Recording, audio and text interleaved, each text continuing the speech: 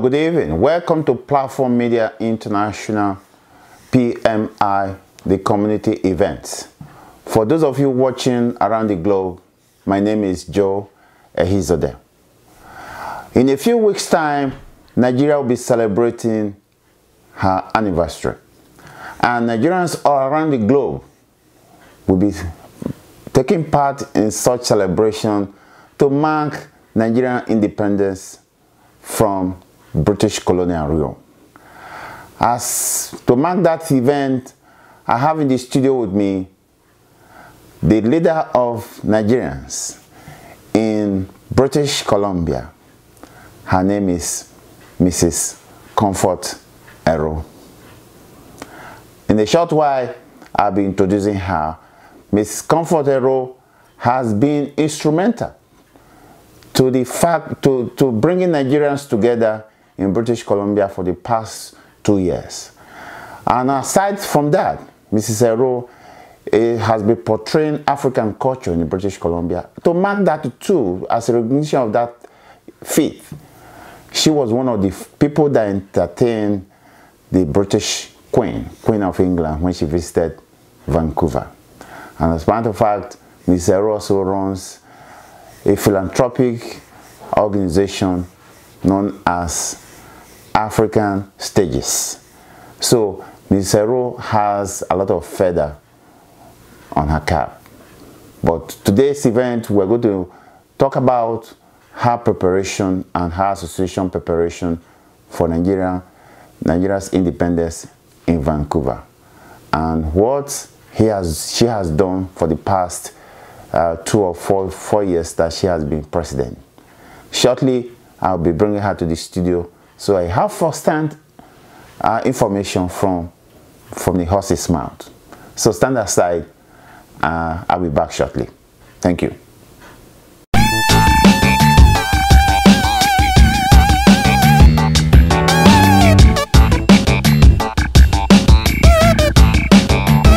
Welcome back to Platform Media International, the community event. Just like I told you a while ago, we have in the studio Mrs. Comfort Ero, the leader of Nigerians in British Columbia, Canada. As to mark Nigerians' independence anniversary, we are bringing Mrs. Comfort Ero to the studio. Madam, welcome to the studio. Thank you very much. How are you doing? Oh, fine. Thank you. You know, I've always wondered that, and as a matter of fact, I know that it's a difficult thing to lead Nigerians. And you've been leading Nigerians in British Columbia for the past 2 years. Yes. Where did you derive that strength from?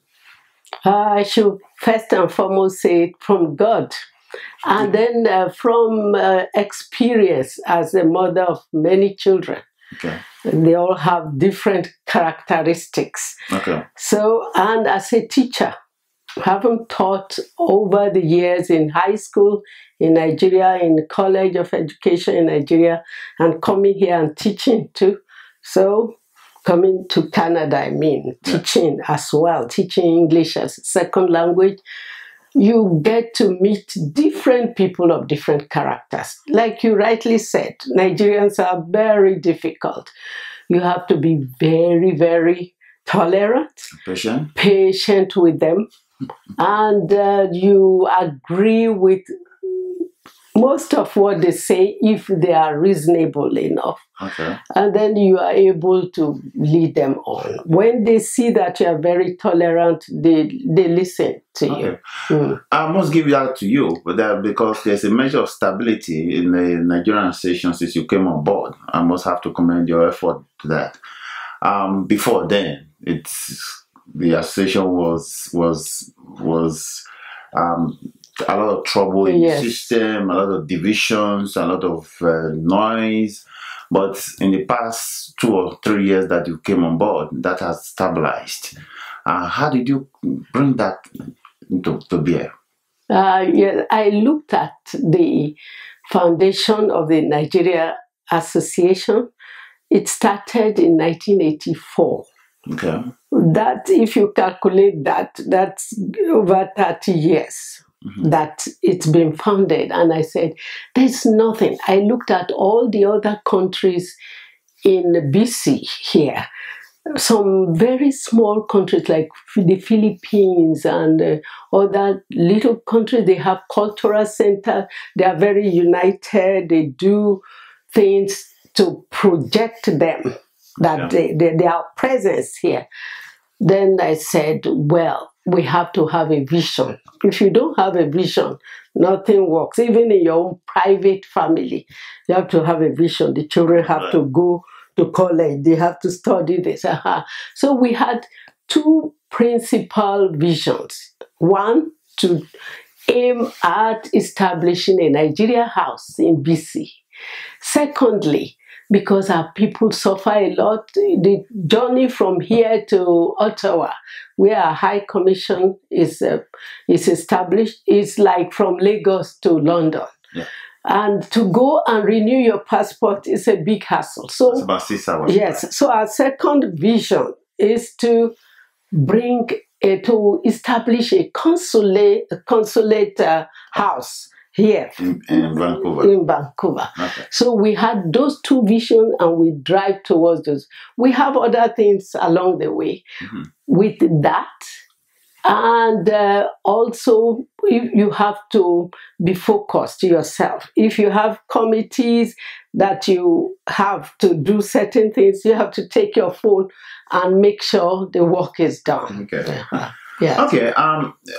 Again, I saw a lot of activity from the Nigerian High Commission the past 2 years. They've been here about maybe twice or so to take to participate the activities of getting Nigerians their passport and international passport, so that we don't have to be going to Ottawa anytime we need an international passport. So they've been here twice. Hitherto, before you came into board, come on board. And I knew that the first attempt that I know of wasn't too successful. So how did you get the Nigerian embassy to cooperate with you? Joe, it's not an easy task. I must tell you. You didn't want to offend a woman, right? Oh, no, you have to be persistent. Because you know what we are, how we work. If you want to get to speak to the High Commissioner, you can't. The previous High Commissioner, I should say. So you have to look for people who know somebody in the embassy. So I finally got a lady. And then we had a rapport, especially when she knew that I spoke in Yoruba. From her name, I started speaking in Yoruba to her. She said, Then when she now gave me her own personal number to call. Then from my appeals, daily appeals, that many people, students and people are looking for renewal of their passport. They have no money to go far.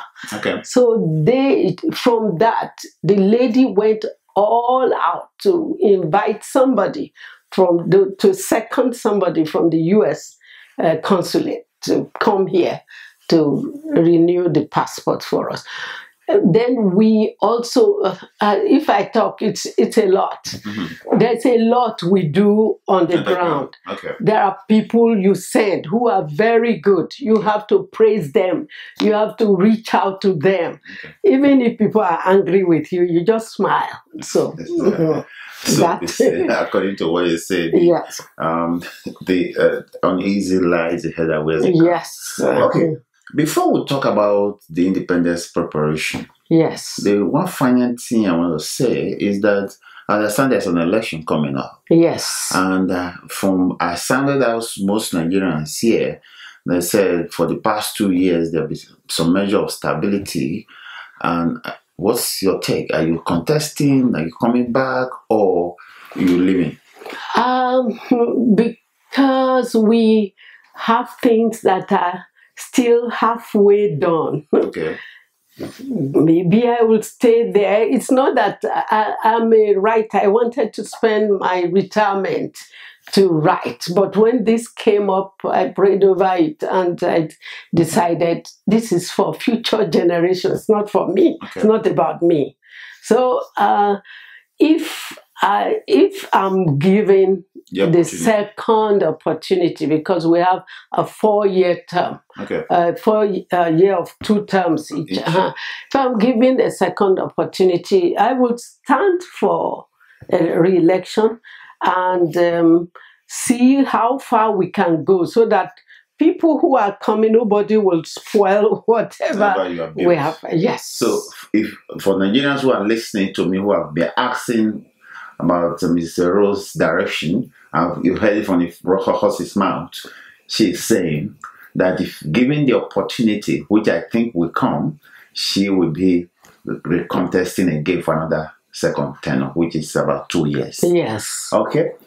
Madam, we're having an independence anniversary in a few weeks' time. October 3rd. October 3rd. Yes. A gathering, there's a party coming up. Yes. Okay. So, would you want to give us a picture of what that party is going to take? It's like what used to happen in the past. It's a forum for us to gather to remember how we obtain our independence. This is the 55th year. That's 55 years of independence.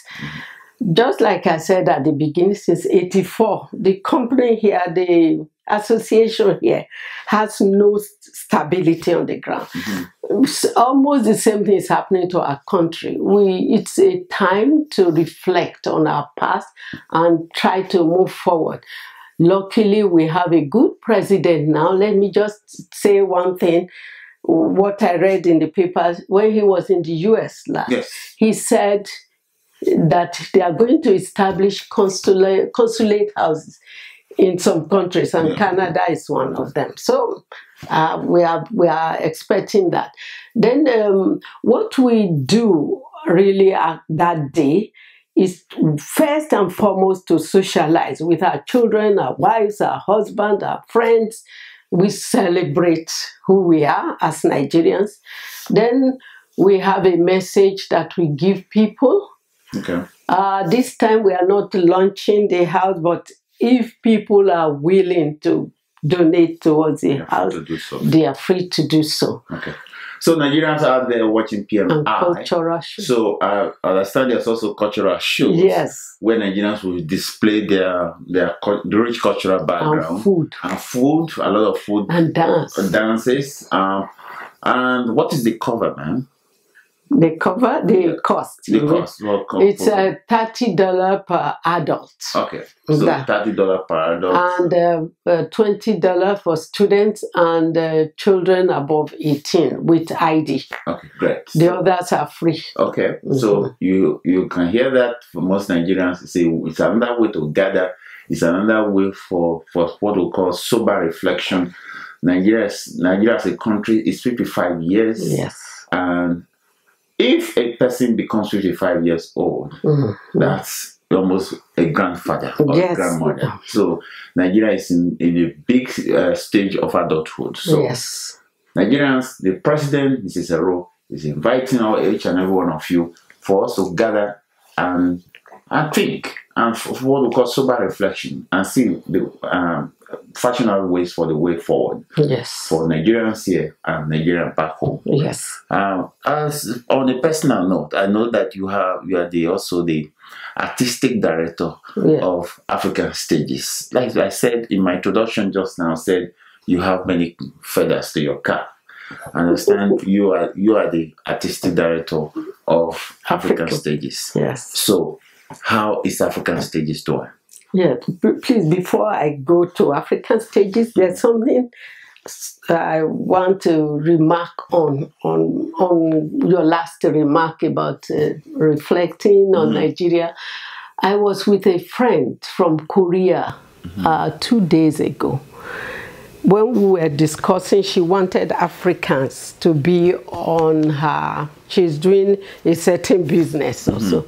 Then she called me, she said, come forward. You know what I have noticed? I don't know, I've never been to any African country, but as I look around, all the people I get in touch with, I see Nigerians are the most enlightened. That's how they look to me. I said, yes, we are. It's just leadership. if we have good leaders, Nigerians will be one of the first countries of the world. Yeah. And we will still get there by the grace of God. Thank you. Thank you. To your question now about African Stages Association.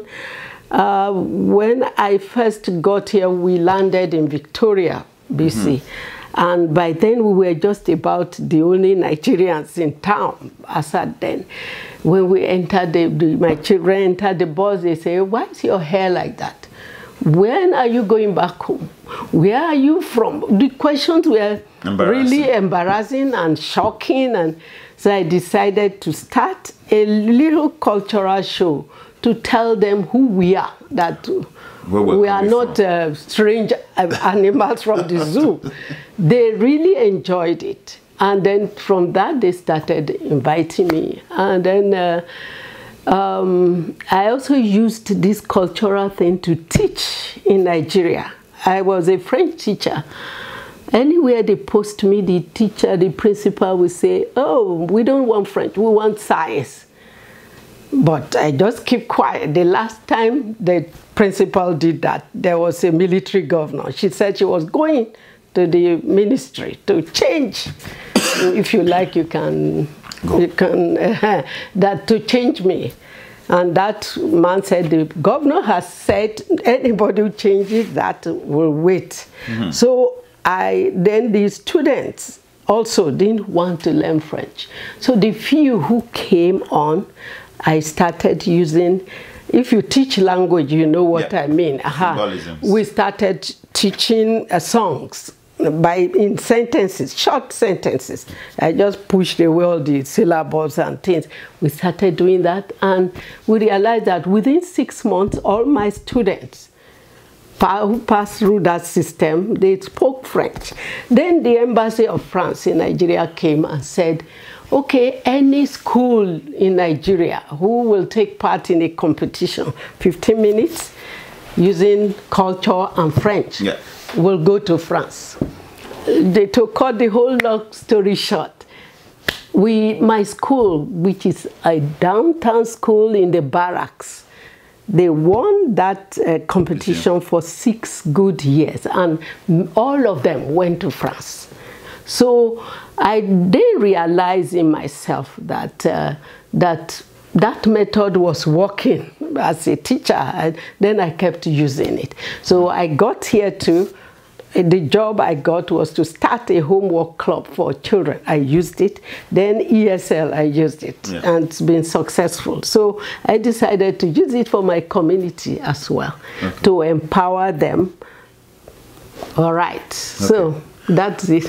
All right. So just for my viewers, Mrs. Ero is also an author. He's one of your books is a storyteller, and one of your books is Kokodiko, and it's in the market. So check that out. Mrs. Ero, I want to thank you for coming. And another book is coming, The Diary of an African Woman. Diary of an African Woman. That will come soon. Okay. And other stories. All right. Thank you very much for showing up. PMI, we want to massively support Nigerian Association towards the realization of Independence Anniversary. So we'll be there. We'll show our presence. Thanks. And I want to thank you for coming to this show. And subsequently, we need to bring you back to the studio. I hope you will come. Thank you for inviting me.